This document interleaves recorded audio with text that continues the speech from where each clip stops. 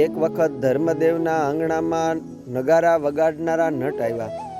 તે પોતાની રમતના ખેલ કરીને સર્વે જનોને રાજી કરતા હતા. તેને જોવા માટે બાળપ્રભુ ઘનશ્યામ, નાના ભાઈ ઈચ્છારામ સહિત પોતાના બાળમિત્રો વેણી, માધવ, પ્રાગ, ગુલજાર અને ફકીરી વગેરે મિત્રો સાથે આવીને ઘણીવાર નટની રમત જોઈ. પછી ધર્મદેવે શીખ આપી તે લઈને નટો ત્યાંથી પિરોજપુર ગયા. ત્યાં ઘનશ્યામ મહારાજ મિત્રો સાથે આનંદ તરવાડીના આંગણે રમવા લાગ્યા. પછી ત્યાંથી પાછા વળીને બહિરિયા કૂવા પાસે વિશ્રાંતિ લેવા બેઠા. ત્યાં અચાનક ઈચ્છારામભાઈ કૂવામાં પડી ગયા. પરંતુ આ વાતની બાળમિત્રોને ખબર ન પડી. પણ એક જુડાવર નામનો વણિકનો છોકરો જોઈ ગયો. તે એકદમ બૂમો પાડવા લાગ્યો, હે હરિ કૃષ્ણ હે ઘનશ્યામ, કૂવામાં પડ્યા છે ઈચ્છારામ. એવું સુણીને શ્રીયાલ બેલા બેઠા બેઠા કર્યો જુઓ ખેલ.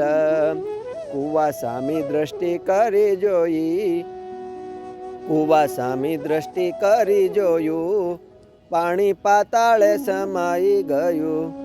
ઉપમાહી બોલા ઈચ્છારામ, તમે ભાઈ સુણો ઘનશ્યામ.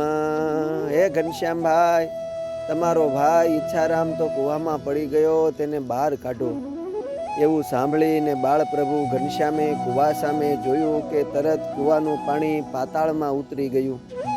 ત્યારે ઈચ્છારામભાઈ કૂવામાંથી બોલ્યા કે ઘનશ્યામ ભૈયા, મને તો કંઈ વાગ્યું નથી અને કૂવામાં પાણી પણ નથી, તેથી હું અહીં બેઠો બેઠો એકલો રમું છું. થોડી વારમાં છપૈયામાં ખબર પડી ગઈ. તેથી ધર્મદેવ તરત દોડીને કૂવા પાસે આવીને કહે કે ઘનશ્યામ, ઈચ્છારામ ક્યાં છે? આવું સાંભળીને કૂવામાં રહ્યા થકા ઈચ્છારામભાઈ બોલ્યા કે પિતાજી, હું તો કૂવામાં છું અને મને ભાઈ ઘનશ્યામના પ્રતાપથી કંઈ વાગ્યું નથી, તમે કાંઈ ચિંતા કરશો નહીં. આમ વાત થતી હતી ત્યાં જ બાળપ્રભુ ઘનશ્યામે સર્વે જનોને દેખતા પોતાના બે હાથ લાંબા કરીને ઈચ્છારામભાઈને કૂવામાંથી બહાર કાઢ્યા. ઈચ્છારામભાઈ જેવા બહાર આવ્યા કે તરત કૂવામાં પાણી પાછું ભરાઈ ગયું.